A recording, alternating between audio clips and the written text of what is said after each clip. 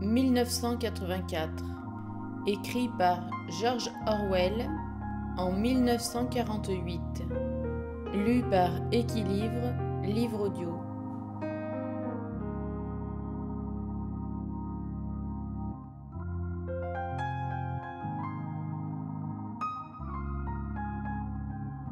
Les principes du novlangue. Le novlangue a été la langue officielle de l'Océania. Il fut inventé pour répondre aux besoins de Langsoc, ou socialisme anglais. En l'an 1984, le novlangue n'était pas la seule langue en usage, que ce fût oralement ou par écrit. Les articles de fond du Times étaient écrits en novlangue, mais c'était un tour de force qui ne pouvait être réalisé que par des spécialistes.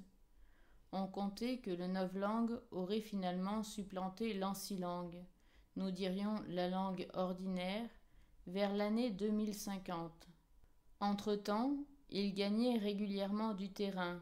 Les membres du parti avaient de plus en plus tendance à employer des mots et des constructions grammaticales novlangues dans leurs conversations de tous les jours. La version en usage en 1984 est résumée dans les 9e et 10e éditions du dictionnaire novlangue, était une version temporaire, qui contenait beaucoup de mots superflus et de formes archaïques qui devaient être supprimées plus tard. Nous nous occupons ici de la version finale, perfectionnée, telle qu'elle est donnée dans la 11e édition du dictionnaire. Le but du novlangue était non seulement de fournir un mode d'expression aux idées générales et aux habitudes mentales des dévots de Langsoc, mais de rendre impossible tout autre mode de pensée. Il était entendu que lorsque le novlangue serait une fois pour toutes adopté et que l'ancilangue serait oubliée, une idée hérétique, c'est-à-dire une idée s'écartant des principes de Langsoc, serait littéralement impensable, du moins dans la mesure où la pensée dépend des mots. Le vocabulaire du novlangue était construit de telle sorte qu'il put fournir une expression exacte et souvent très nuancée aux idées qu'un membre du parti pouvait, à juste titre, désirer communiquer. Mais il excluait toutes les autres idées, et même les possibilités d'y arriver par des méthodes indirectes. L'invention de mots nouveaux, l'élimination surtout des mots indésirables, la suppression dans des mots restants de toute signification secondaire, quelle qu'elle fût, contribuait à ce résultat. Ainsi, le mot libre existait encore en novlangue, mais il ne pouvait être employé que dans des phrases comme le chemin est libre.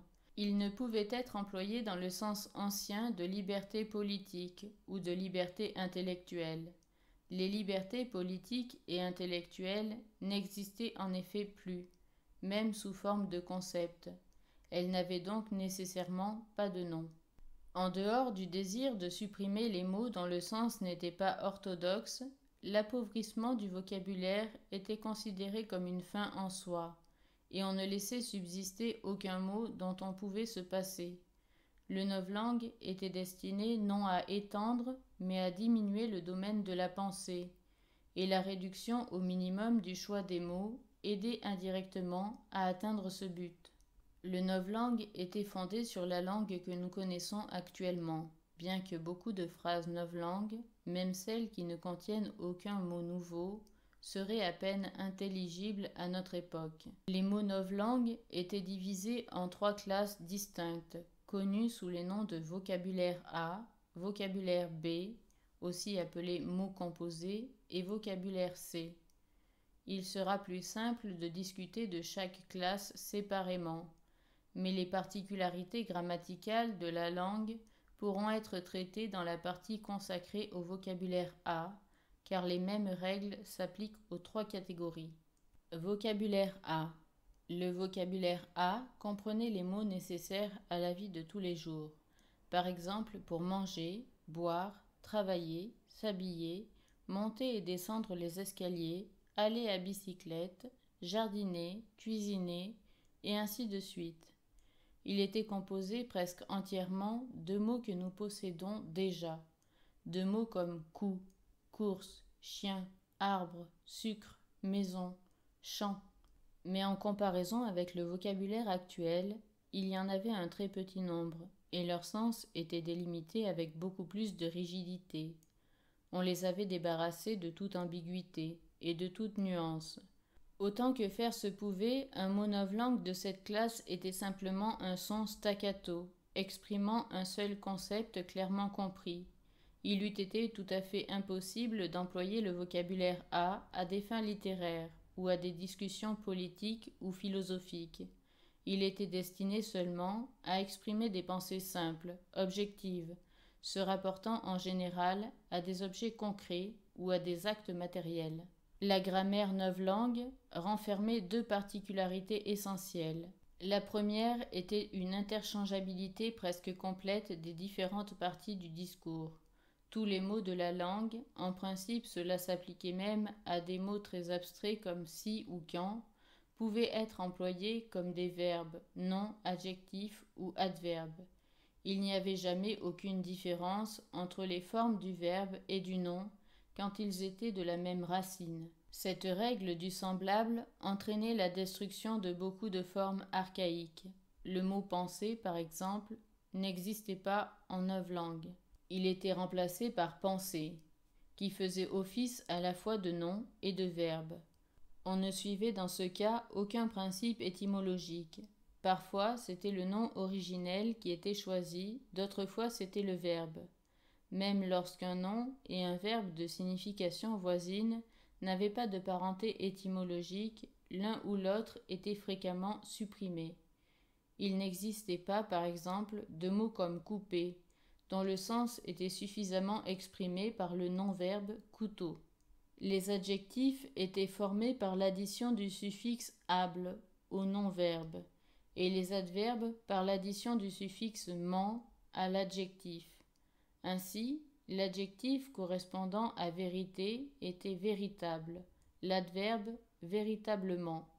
On avait conservé certains de nos adjectifs actuels, comme bon, fort, gros, noir, doux, mais en très petit nombre. On s'en servait peu puisque presque tous les qualificatifs pouvaient être obtenus en ajoutant able au non-verbe. Aucun des adverbes actuels n'était gardé, sauf un très petit nombre déjà terminé en ment. La terminaison ment était obligatoire. Le mot bien, par exemple, était remplacé par bonnement. De plus, et ceci s'appliquait encore en principe à tous les mots de la langue, n'importe quel mot pouvait prendre la forme négative par l'addition du préfixe in. On pouvait en renforcer le sens par l'addition du préfixe plus, ou pour accentuer davantage du préfixe double plus. Ainsi, incolore signifie pâle, tandis que plus colore et double plus colore signifient respectivement très coloré et superlativement coloré.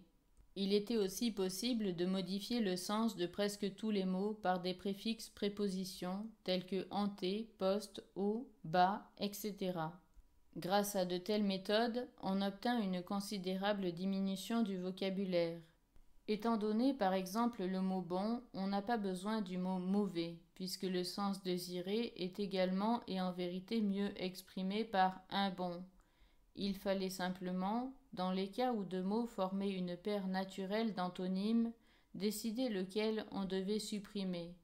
Sombre, par exemple, pouvait être remplacé par un clair, ou clair par un sombre, selon la préférence.